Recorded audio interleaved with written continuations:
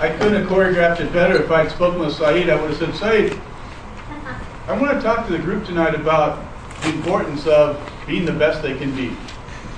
Could you go out before me, get people sort of focused on what it means to be a little bit introspective, figure out what it is we do that makes us feel good. Well, that's exactly what Saeed did. Thank you, Saeed, even though it wasn't planned.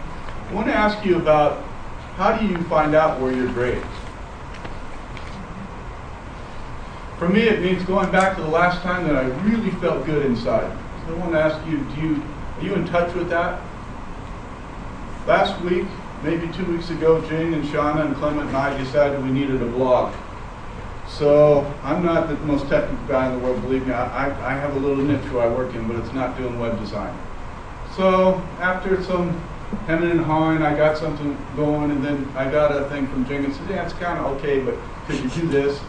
And so now if you go to our website, you see our blog that's done somewhere else. It's linked via something called RSS.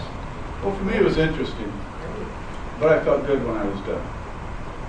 I want to ask you, how many of you are at the pinnacle of where they want to be in terms of career in their life? None of us, right? We're all trying to become a little better. My hunch is that when you find the niche where you're very great, that's the path to being as good as it gets, as good as you can be. I think that there's a few ways we can figure that out. One is to experiment, right? How many of us have had jobs that we go, I lasted 2 months because it wasn't for me. I started out in this world delivering dry cleaning. Was that the pinnacle of my career? No, exactly. Then I graduated to cutting salads. I mean, I paid the bills to put gas in my car, and my girlfriend was happy, but the truth is, you can't make much of a career cutting salads. Eventually, I got into engineering that I really loved, and I remember thinking every weekend, geez, I can't wait for Monday morning because I love what I'm doing. That is a good sense of where you belong. When you get to that point, you go, I really, really like it. So we can figure out where's our niche by experimenting, trying different things. Don't lock yourself into a 10-year lease or something. Go try stuff, see if it works. What's another way? Well, another way is to get feedback.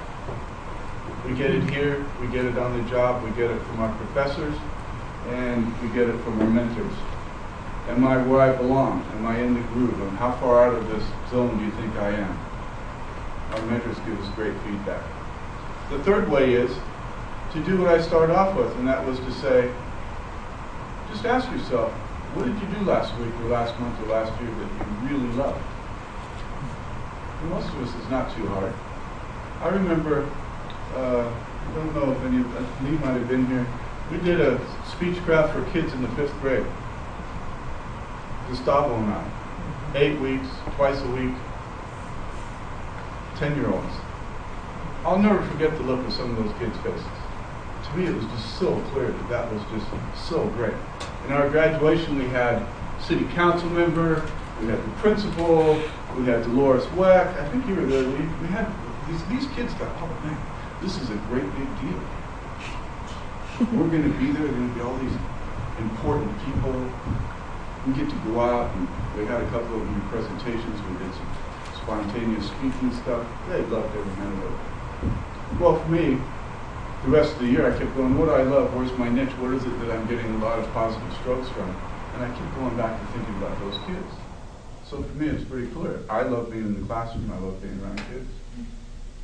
So I'd ask you to do the same. When you take an inventory, you can do it personally. You can ask people that are important to you. You can test. There are a lot of tests out there, right?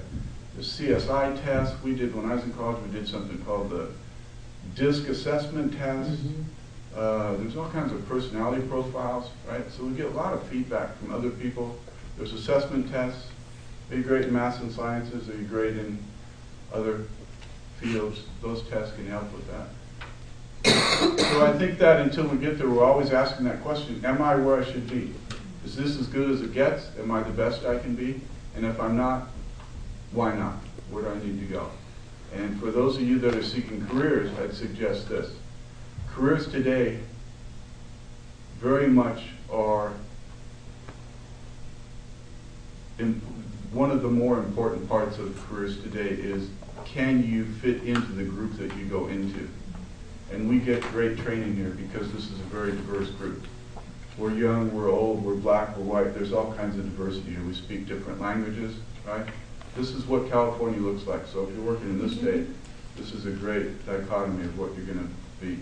The skills you take out here, particularly if you're volunteer for officer assignments, you develop great collaboration, great work ethic skills, and that's what will get you jobs. That's my hunch. Mr. Justice.